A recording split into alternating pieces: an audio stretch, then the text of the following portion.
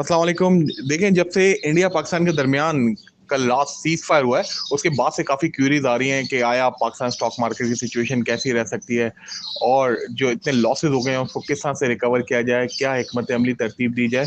तो हमें लगता है जो सीज फायर हुआ है काफ़ी ज़्यादा खुशाइन है दोनों मुल्कों के दरमियान। और रात एक खदशात पैदा हो गए थे, जिस तरह से बॉर्डर्स के ऊपर खासतौर पर LOC पे फायरिंग स्टार्ट हो गई थी, खिलाफ वर्जी भारत की तरफ से की गई थी।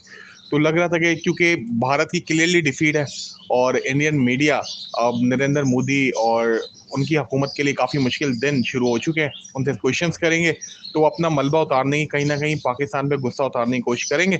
लेकिन अमेरिका की तरफ से सीज फायर किया गया है, काफ़ी खुशाइन है। पाकिस्तान की फॉरेन पॉलिसी की भी काफ़ी हद तक जीत है। और आपने देखा कि पाकिस्तान को जिस तरह से IMF का प्रोग्राम मिल गया है, वो सबसे ज़्यादा इम्पोर्टेंट है, क्योंकि IMF का प्रोग्राम हमारे इकोनॉमी की बका की लिए बहुत ज़रूरी है।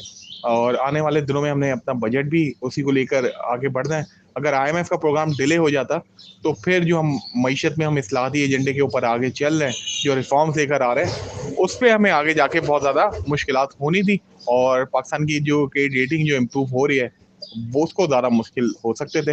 लेकिन अब चूंकि हमने देखा कि इंडिया पाकिस्तान कॉन्फ्लिक्ट की वजह से मार्केट फ्राइडे बंद हुई 1,07,174 पे। ऑलरेडी मार्केट ने 3,647 पॉइंट का गेन देखा। जो फ्राइडे जो हमने रिकवरी देखी थी, वो मार्केट में शॉर्ट रिकवरी थी, रिलीफ रिकवरी थी, क्योंकि मार्केट बहुत ज़्यादा नीचे आ गई थी। मार्केट ने अपने सपोर्टिंग लेवल ब्रेक किए थे, पहले 1,09,000 का, और फिर 1,07,000 का ब्रेक करके 1,03,000 पे आ गई थी। और हमें लग रहा था कि मार्केट अगर ये सपोर्ट भी ब्रेक कर देती तो मार्केट 97 पे भी आ सकती थी। लेकिन मार्केट ने जल्द ही फ्राइडे 1,07,174 की सतह को अबूर किया, जो मार्केट का एक बड़ा सपोर्टिंग लेवल है। हमें लग रहा है जिस तरह से अब जो सीज फायर हुआ है और कामयाब हो गया अल्हम्दुलिल्लाह, और चीज़ें अब इंशाल्लाह आगे बढ़ेंगी, IMF भी हो गया है, तो फ्राइडे आप देखेंगे मार्केट में एक बड़ी गैप ओपनिंग होगी। और कोई बैद नहीं है मार्केट 5,000 पॉइंट तक बढ़े, 4-5 हज़ार पॉइंट आगे ज़्यादा बढ़े। और मार्केट में एक हिस्टोरिकल गेन भी आप देख सकते हैं इंटरडे। जिस तरह से हमने देखा कि मंदी हुई थी एक दिन में सबसे शदीद, मंडे आप मार्केट में एक नया हाई देख सकते हैं आने वाले दिनों में।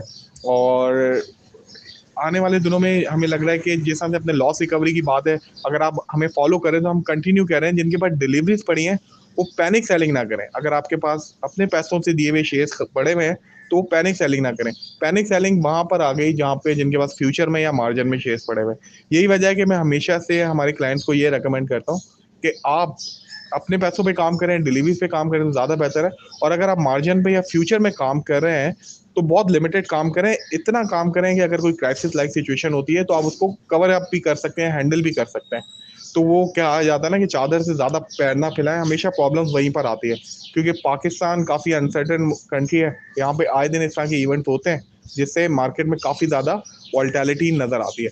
बहरहाल आने वाले दिनों में हमें अपनी जो स्ट्रेटजी है वो यही मुरतब रखनी है कि हमने उन स्टॉक के ऊपर काम करना है, उन सेक्टर के ऊपर हम काम कर सकते हैं जो आने वाले बजट में जिनको रिलीफ मिलता है। अब बजट रैलीज स्टार्ट हो जाएंगी मार्केट में नेक्स्ट वीक से, और जो बजट में हुकूमत जहाँ जहाँ रिलीफ देना चाहती है वो चीज़ें आगे बढ़ें।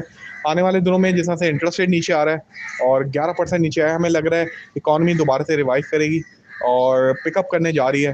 खासतौर पर ऑटो इंडस्ट्री पिकअप करने जा रही है। ऑटो के स्टॉक्स हमें हमेशा से अच्छे लगते हैं, आने वाले दिनों में भी इनमें कोई चार्म लग रहा है। ऑयल एंड गैस के स्टॉक बहुत डिस्काउंटेड रेट के ऊपर आ गए, उनमें डेफिनेटली यहाँ से चांस बनता है। ऑल दो कि अगर बढ़ के भी खुलते हैं तो इनमें आप चांस ले सकते हैं।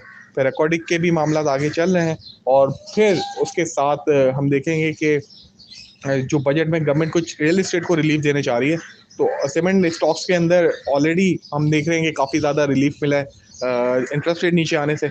और फिर उसके बाद PSDP फंड की अमाउंट भी हुकूमत बढ़ा रही है। IMF भी चाहता है कि नेक्स्ट बजट में PSDP बढ़ाया जाए, पब्लिक डेवलपमेंट फंड।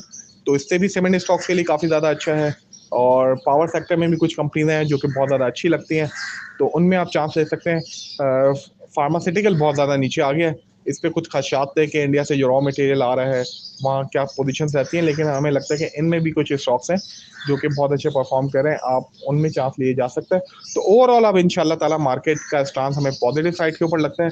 अब मार्केट में पॉजिटिवली इंक्रीज लें और स्टांस अपना तेजी की तरफ बनाए। अगेन जो हालात हैं उन पे भी नजर रखना है, खासतौर पे इंडिया पाकिस्तान टेंशन। भारत अगर कहीं दोबारा शरारत किसी लेवल पे करता है जिसके इम्कानात बहुत ही महदूद हो गए, तो मार्केट को दबाव आ सकता है। अदरवाइज इंशाल्लाह ताला मार्केट अब दोबारा से अपने अपर ट्रेंड के ऊपर आ जाएगी। Thank you.